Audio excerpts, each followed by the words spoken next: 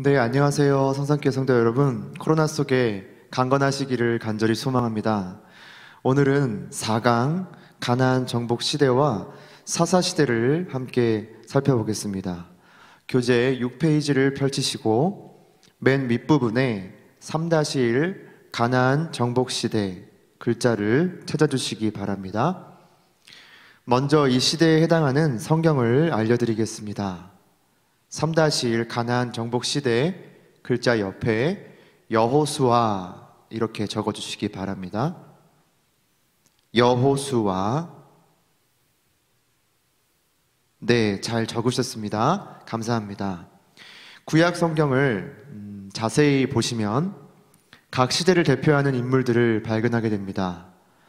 하나님께서는 많은 경우 한 사람을 통해 한 시대를 변화시키시고 하나님의 나라를 이루셨기 때문인데요. 대표적으로는 아브람, 모세, 다윗, 또 여호수아도 그렇고요. 사무엘, 엘리야 등이 있습니다. 이런 특징이 있었기에 하나님이 쓰신 사람들의 죽음은 곧 새 시대가 열렸음을 의미했습니다.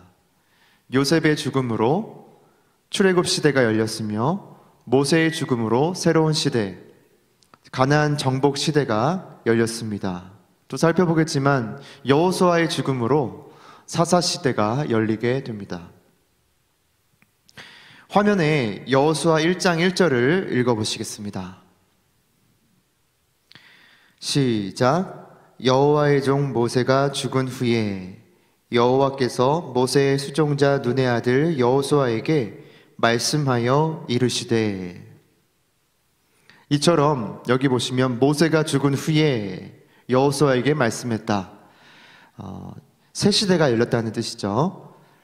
당시 시대 상황을 저희가 이해할 필요가 있습니다. 먼저 교재 1번 시대적 특징을 함께 읽어보시겠습니다. 시작. 지도자 세대 교체.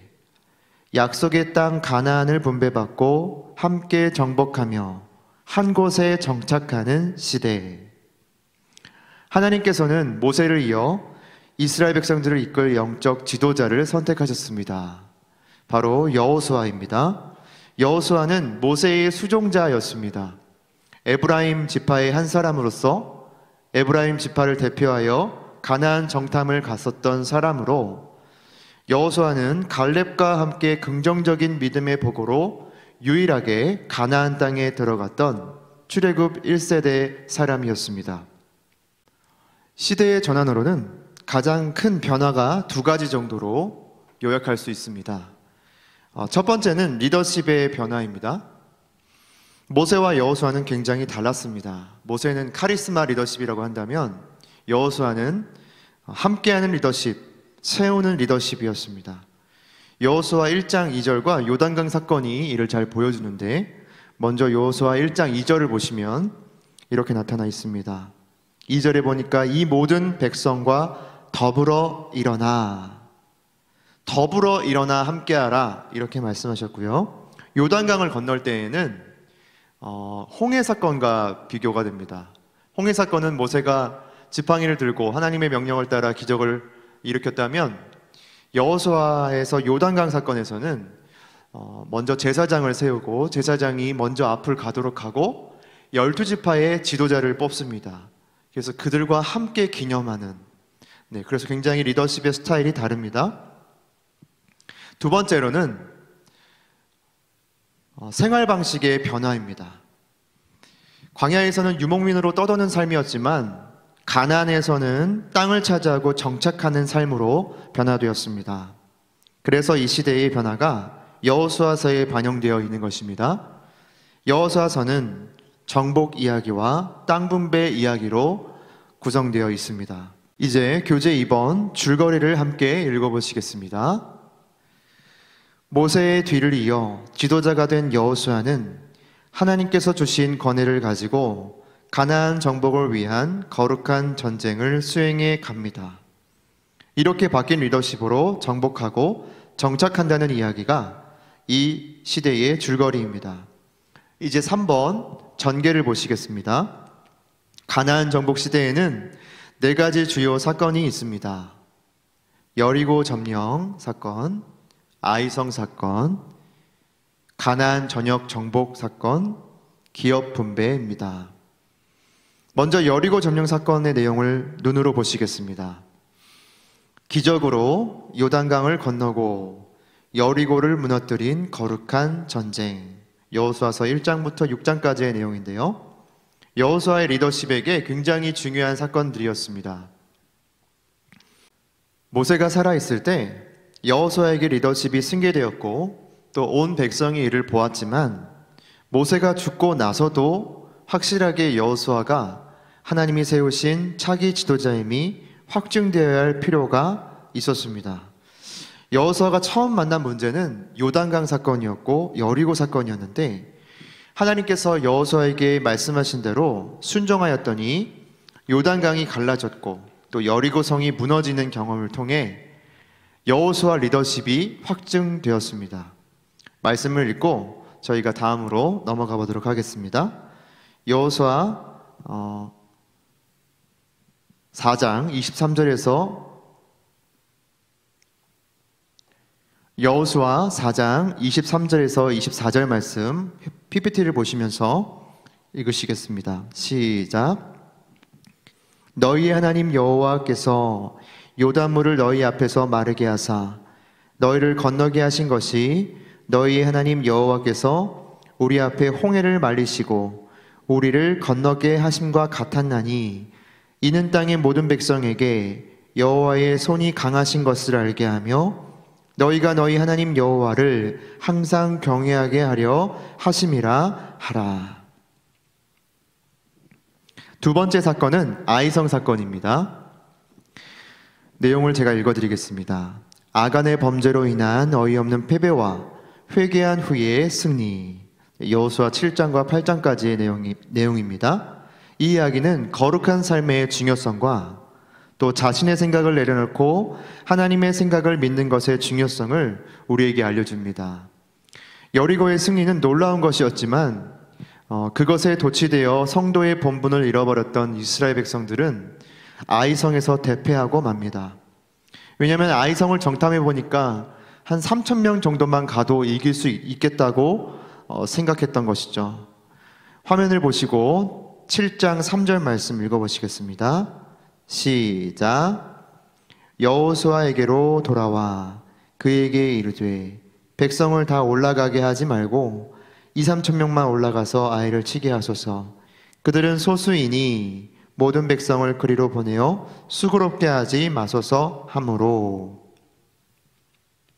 여기 보시면 이들이 결국 자신의 생각을 믿고 주를 의지하는 겸손을 잃어버렸고 기도를 잃어버렸다는 것을 우리는 알 수 있습니다. 이를 교훈 삼아 우리 신앙에도 적용해야 될 줄로 믿습니다. 결국 이스라엘 백성들은 죄를 해결하고 부르짖어 기도한 후에야 아이성을 정복한다는 이야기. 자, 다음 세 번째, 가나안 전역 정복입니다. 여호수아 9장부터 12장까지의 내용이 담겨 있고, 하나님께서는 가나안의 모든 왕들을 여호수아 손에 붙이셔서 승리하게 하셨습니다. 위장조약 계약인 기브온 주민을 제외하고는 거의 모든 가나안 부족으로부터 승리를 거두고 땅을 차지하게 됩니다. 네 번째로는 기업 분배 사건입니다. 여호수아 13장부터 24장까지의 내용인데요. 함께 이 부분은 읽어보시겠습니다. 각 지파에게 정복한 땅을 분배했고 이것이 그들의 기업이 됨. 분배 방법은 제비뽑기였습니다. 르우벤, 갓, 므낫세 반 지파는 요단 동편에, 그리고 나머지 9지파 반은 요단 서편에 거합니다. 그리고 레위 지파는 전국에 흩어져 거하게 됩니다. 이 모든 분배가 끝나고 여호수아의 고별 설교 후에 여호수아의 죽음으로 시대가 마무리되게 되죠. 이제 사사시대로 넘어가겠습니다. 사사시대는 여호수아의 죽음으로 시작됩니다.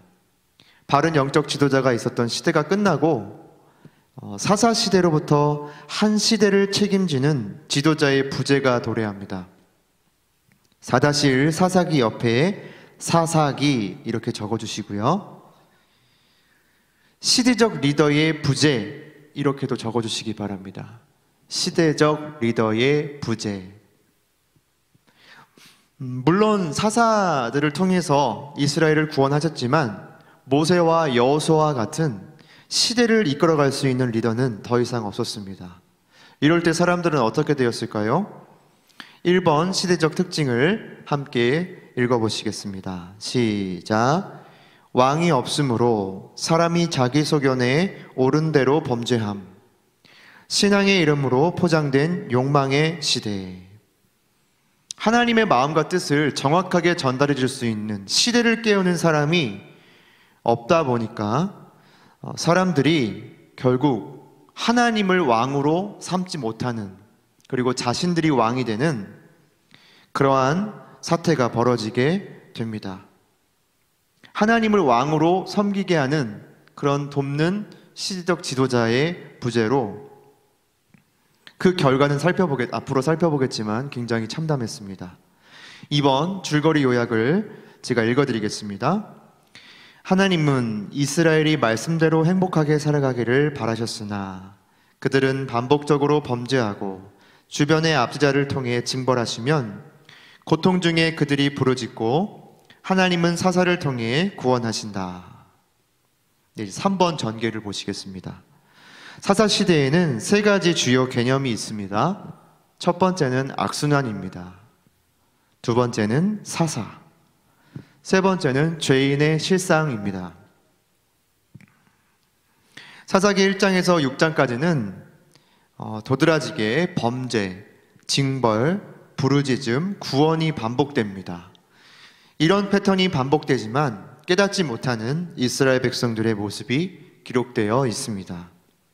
두 번째 개념은 사사입니다. 사사는 여호수아 죽음 이후부터 이스라엘의 초대 왕 사울까지 하나님 또는 스스로 세워진 이스라엘의 군사, 정치 지도자를 의미합니다. 사사에 해당되는 히브리어 쇼페트는 다스리다, 재판하다는 뜻으로 당시에 정치와 경제와 군사를 다스리는 구원자 역할을 했습니다. 세 번째 개념은 죄인의 실상입니다. 3번은 옆에 있는 내용을 함께 읽어보겠습니다. 시작. 각자의 소견에 옳은 대로 행하던 때에 나타난 타락의 실상. 사사기를 읽어보면 시대가 악함을 보여주는 단적인 증거들이 있습니다. 먼저는 사사의 타락입니다. 대표적으로 기드온, 삼손은 하나님께 쓰임 받기도 했지만 이방 문화를 사랑하고 그 문화를 따라갔던 타락했던 사람이었습니다. 이어 17장부터는 종교적 타락 이야기가 기록되어 있습니다. 방황하던 한 레위인이 미가라는 사람의 집에 들어가서 미가가 그 레위인을 자기 개인 제사장으로 세워 자기를 위해 복을 빌게 하고 신상을 만들고 그렇게 우상 숭배를 했다는 이야기, 영적 월권이 너무나 쉽게 자행되는 그 내용이 기록되어 있습니다. 19장부터는 도덕적 타락과 지파 전쟁이 기록되어 있습니다. 한 레위인의 첩이 베냐민 지파의 땅인 기브아라는 지역에 들어갔다가 그곳 불량배들에게 행음을 당하고 죽임을 당하는 사건이 있었습니다. 남편 레위인은 이를 보고 복수의 꿈을 꿔서 자기의 첩의 시체를 12등분으로 나누고 각 지파에게 보냈는데요. 이 일로 베냐민 지파와 11지파 간에 지파 전쟁이 일어나게 됩니다. 여기까지 두 시대의 이야기를 간단히 살펴보셨습니다. 오늘 우리가 다룬 시대들의 사건들은 코로나 시대로 전환을 겪고 있는 우리들에게 필요한 내용들이 참 많았던 것 같습니다. 하나님이 세우신 영적 지도자들을 위해 기도해 주시고 또 이 시대와 나라를 위해 꼭 기도해 주시기 바랍니다.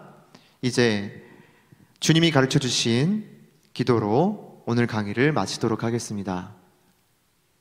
하늘에 계신 우리 아버지, 아버지의 이름을 거룩하게 하시며 아버지의 나라가 오게 하시며 아버지의 뜻이 하늘에서와 같이 땅에서도 이루어지게 하소서.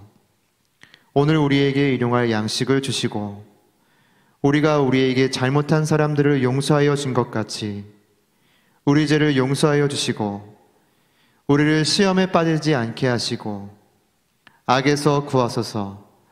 나라와 권능과 영광이 영원히 아버지의 것입니다. 아멘. 네, 여러분 수고 많으셨습니다. 감사합니다.